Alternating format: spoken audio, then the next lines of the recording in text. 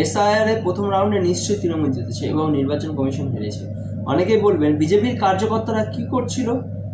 সোজা কথায় বলি, আমাদের কার্যকর্তাদের কাজ করার মতো পরিবেশ ছিল না। চক্রব্যূহতে খেলা অসম্ভব সাধারণ পদাতিক সেনাদের জন্য, এবং আমরা তাদের বলে দিতে পারি না। কলেজে না করিয়ে এপি আনন্দে বসে তৃণমূলের সঙ্গে সেটিং করে রক্ত ঝরানোর জ্ঞান দেওয়া সহজ, কিন্তু পুরো গণতান্ত্রিক ব্যবস্থার বিরুদ্ধে দাঁড়ানোর লড়াই ততটাই কঠিন।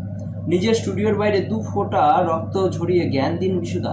তৃণমূলের BLA 2 এর সঙ্গে ছিল অফিসিয়াল BLA ও পিছনে পুলিশ প্রশাসন, যা একেবারে চক্রব্যূহ। খুব বেশি সক্রিয় হলে 2013, 18, 23 পঞ্চায়েত ভোটের মতো বহু লাশ পড়বে ভোটের আগেই, ও ভোটের সময় কাজ করার জন্য কেউ থাকবে না।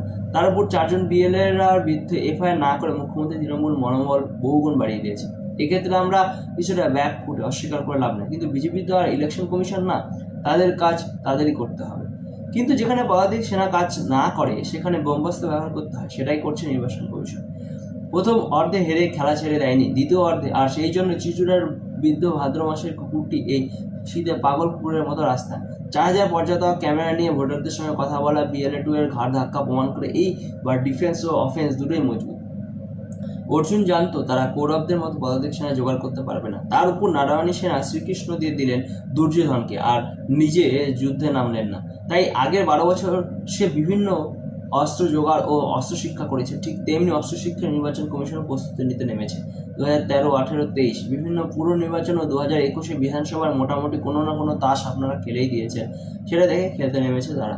তুমি 1 করে দিলে, কমিশন 4 গোল দেবে, আমরা দেবো 8। তৈরি থেকো পরের খেলার জন্য। এবার খেলা পদাতিক না বিশুবাবু, এবার আধুনিক অস্ত্রের খেলা, একটু অপেক্ষা করুন।